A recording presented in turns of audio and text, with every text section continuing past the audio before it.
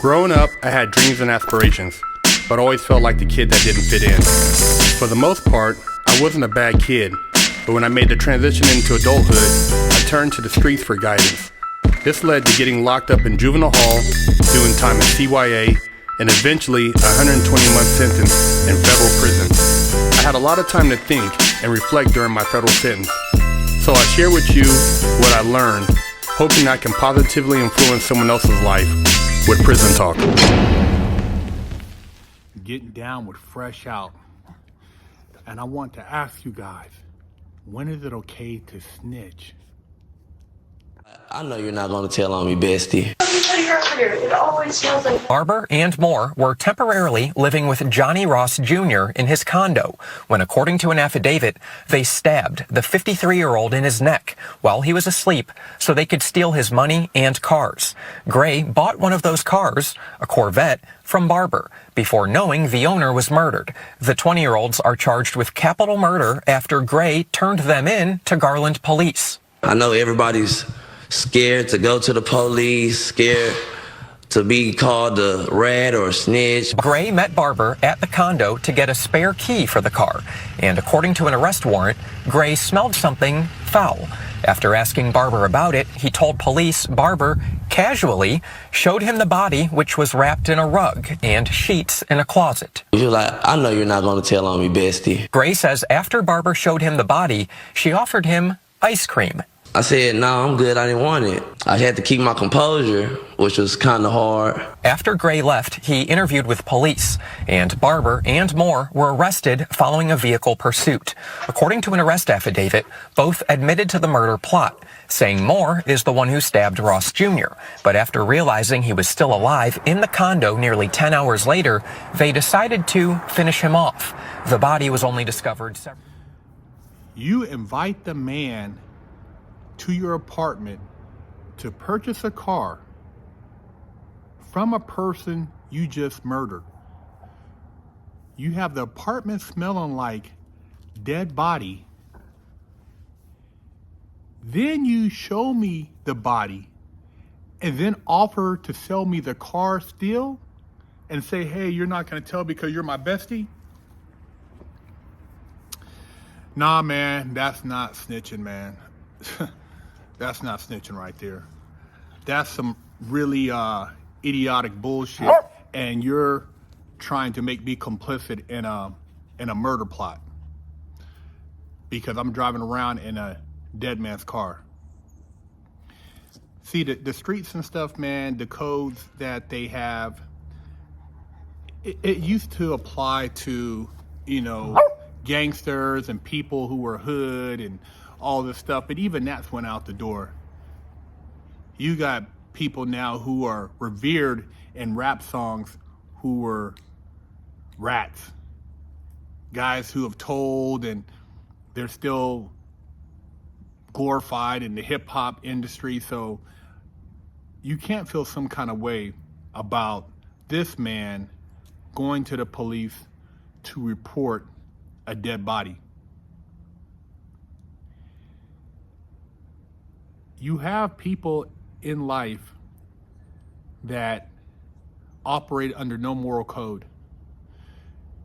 You have people that don't respect the hard-working person anymore.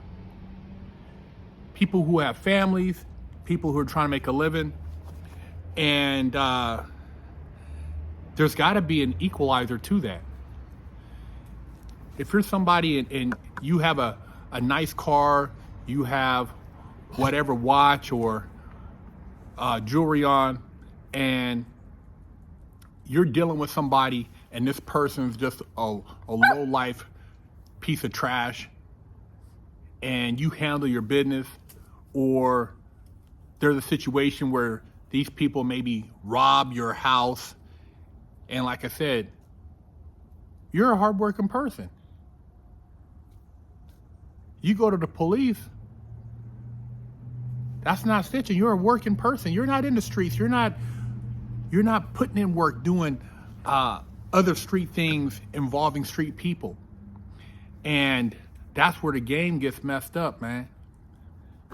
So, you know, the code, is very twisted, and it keeps the black community in a situation where there's so much crime and nobody's policing anything, even on the streets. You know, they talk about, oh, we're gonna police ourselves. No, you don't.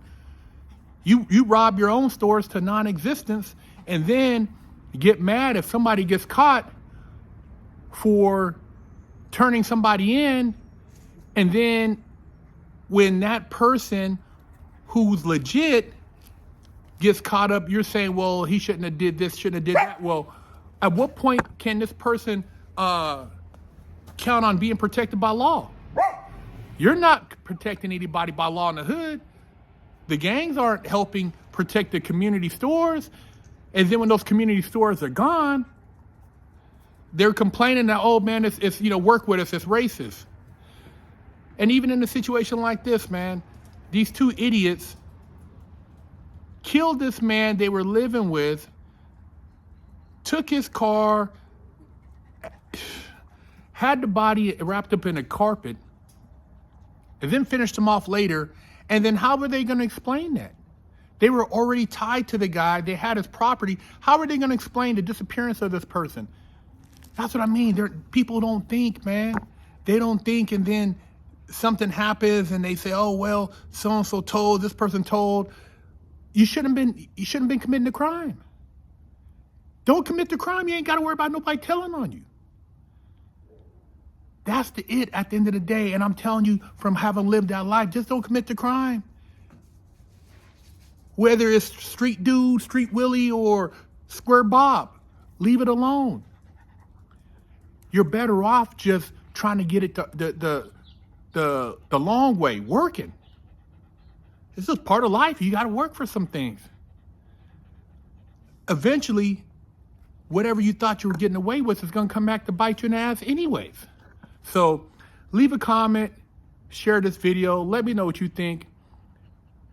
Would you have told in this situation, or would you have left there having seen what you've seen, tucked your tail and been like, it's not my business, and just ask for your money back on the car? Or would you have went to the police and be like, man, they got a body up in there, it's stinking, they tried to sell me this dude's car, blah, blah, blah, because the timeline's going to show that you went to that apartment. Tell me what you guys think. Leave a comment.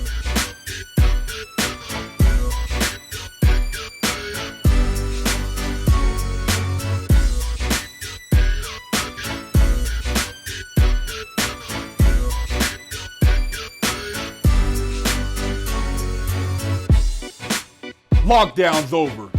Get your yard time in. Before Christmas, and all through the house, not a creature was stirring but your funky ass. Go to BigHurt916.com and pick you up a bundle of soap and wash that funky ass for the holidays.